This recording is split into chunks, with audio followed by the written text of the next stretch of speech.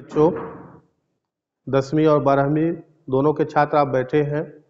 कृपया आप पढ़े तो होंगे ही, लेकिन व्याकरण की दृष्टि से मैं आपको बता दूं कि रस, छंद, अलंकार जो है ये बहुत ही महत्वपूर्ण तथ्य है और बहुत ही आसानी तरीके से, कहिए सरल तरीके से आपको अंक अर्जित करा देते हैं। तो सबसे पहले मैं चर्चा करूंगा रस की।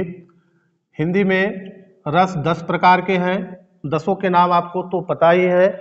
और उदाहरण में पहला रस हो गया श्रृंगार। श्रृंगार रस के 2 भेद हैं।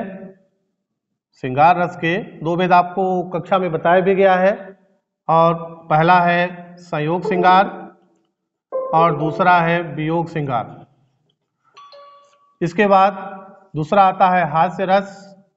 हास्य के बाद वीर है, वीर के बाद करुण है, करुण के बाद रौद्र है, रौद्र के बाद शांत है, फिर वात्सल्य है। इस तरह से 10 रस हैं। और हमने शुरू में बता दिया था श्रृंगार रस के अलावा हास्य रस से लेकर के वात्सल्य जो 10वां रस है, एक ही परिभाषा में आप अस्थायी भाव बदलेंगे तो 10 रसों की परिभाषा सेम रहेगी। इसके उदाहरण है और उदाहरण बिल्कुल याद है। जैसे अगर आप परीक्षा में बैठे हैं, अगर वीर रस पूछ दिया कि वीर रस की परिभाषा उदाहरण सहित लिखिए, तो आपको ये पता होना चाहिए कि वीर का संबंध उत्साह से है, तो झांसी की रानी के तमाम पद हैं। इस तरह से कोई भी लाइन आप 2 लाइन अवश्य लिखें, इसलिए रस आपसे बन भी जाएंगे। और यदि आपसे रस बनते हैं तो परीक्षा में 2 से 3 अंक इसी से रहते हैं। फिर आता है रस के बाद छंद की मैं बात कर दूं तो छंद में पहला चौपाई है। चौपाई क्या है? कक्षा में पढ़ाया गया है। चौपाई एक सममात्रिक छंद है। चौपाई एक सममात्रिक छंद है। इसके प्रत्येक चरण में 16 मात्राएं होती हैं। फिर आता है दोहा। दोहा भी परीक्षा में बार बार पढ़ाया गया है, रिवीजन के हिसाब से पढ़ाया जा रहा है। जिसको अगर दिक्कत हो बच्चों वो पूछ सकते हो। दोहा क्या है? दोहा एक अर्ध सममात्रिक छंद है। इसके पहले और तीसरे चरण में 13 मात्राएं होती हैं, दूसरे चौथे चरण में 11 मात्राएं होती हैं। 13-11 जोड़ दोगे तो 24, इसलिए इसको अर्ध सममात्रिक छंद कहा गया। दोहा बनता है, दोहा का जस्ट उल्टा जो है तो सोरठा होता है। पहले और तीसरे में 11, दूसरे चौथे में 13 मात्राएं हो जाती है। इसके बाद छंद के बाद अगर मैं बात करूं तो अलंकार में आइए। अलंकार यहाँ 10वीं 12वीं के बच्चे हैं तो 10वीं के हिसाब से जैसे अनुप्रास हो गया, ये बार बार परीक्षा में पढ़ाया भी गया है कि अनुप्रास है क्या? जहां पर व्यंजन वर्ण की बार बार आवृत्ति हो, कम से कम 2 से अधिक बार, कितनी भी बार व्यंजन वर्ण आए वहां पर अनुप्रास अलंकार होता है। तरन तनुजा तरतमाल तरुवर बहुछाए। दूसरा उदाहरण है पल पल परिवर्तित प्रकृति वेश। समझ रहे हैं? तो सबसे सरल और पहला अलंकार अनुप्रास है। अनुप्रास के बाद आता है यमक अलंकार। यमक क्या है कि काव्य में एक ही शब्द 2 बार आए और दोनों के अर्थ अलग अलग हो जाएं, वहां पर यमक अलंकार होता है। कनक कनकते सौगुनी, मादकता अधिकार, या पाए बौरात नर, वा खाए बौरात। फिर तीसरे अलंकार की बात करते हैं तो श्लेष। श्लेष का मतलब होता है चिपका होना। अपने नाम से ही पता है कि काव्य में एक ही शब्द बार बार आए। कितनी बार आएगा गारंटी नहीं है, कि काव्य में एक ही शब्द बार बार आए और हर बार उसका अर्थ अलग अलग हो जाए, वहां पर श्लेष अलंकार होता है। उदाहरण भी देखना चाहो आपसे बनता भी होगा।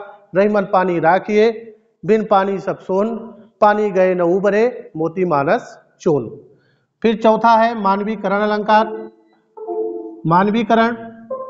मानवीकरण का संबंध प्रकृति से है कि जब प्रकृति की तुलना सीधे मनुष्य से की जाए तो वहां पर मानवीकरण अलंकार है। उदाहरण पढ़ लोगे। इसके बाद अतिशयोक्ति। अतिशयोक्ति अपने नाम से भी पता है कि जहां पर बात को अत्यंत बढ़ा चढ़ा करके वर्णन किया जाए वहां पर अतिशयोक्त अलंकार होता है। उदाहरण भी बहुत सरल सरल है। पड़ी अचानक नदी अपार, घोड़ा कैसे उतरे पार, राणा ने सोचा इस पार, तब तक चेतक था उस पार। इसके बाद आता है रूपक अलंकार। रूपक अलंकार कविता के साथ साथ अक्सर पाया जाता है कविता में, कि जहां पर उपमेय में उपमान का आरोप हो, चरण सरोज पखारन लगा वगैरह इसके उदाहरण है। तो कहने का मतलब ये है कि ये सभी व्याकरण बिल्कुल सरल हैं। आप एक बार परीक्षा में देखेंगे, बड़े आसानी से आप इसके हल को करेंगे। ये 10वीं के हैं। 12वीं के भी यही हैं। 12वीं में थोड़ा सा अलंकार बढ़ जाते हैं, जैसे ब्याज स्तुति। और दूसरा है ब्याज निंदा। तो ब्याज स्तुति, ब्याज निंदा। ब्याज स्तुति कहने का मतलब सुनने में वास्तव में उसकी निंदा हो लेकिन उसकी प्रशंसा की जाए, और एक में सुनने में उसकी निंदा हो लेकिन वास्तव में उसकी प्रशंसा की जाए। तो एक करेंगे, इससे भी आपको 2 से 3 अंक मिल जाएंगे। कहने का मतलब जो है तो 10 से 12 अंक जो है बड़े आसानी से आपको परीक्षा में आने हैं, और ये परीक्षा में मैं चाहूँगा बच्चों एक भी अंक कम ना हो।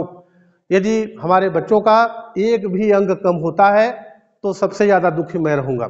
इसलिए ध्यान रखना, जो भी दिक्कत हो आप हमसे अवश्य पूछें। हमारा मोबाइल नंबर है 9755 46 41 85। किसी भी समस्या के लिए, चाहे वो पाठ्य योजना से हो, चाहे व्याकरण से हो, और चाहे किसी के पास धैर्य की कमी हो, आप बिल्कुल हौसला बना करके परीक्षा हाल में जाइए और इत्मीनान से पेपर दीजिए। जय हिंद, जय भारत, धन्यवाद।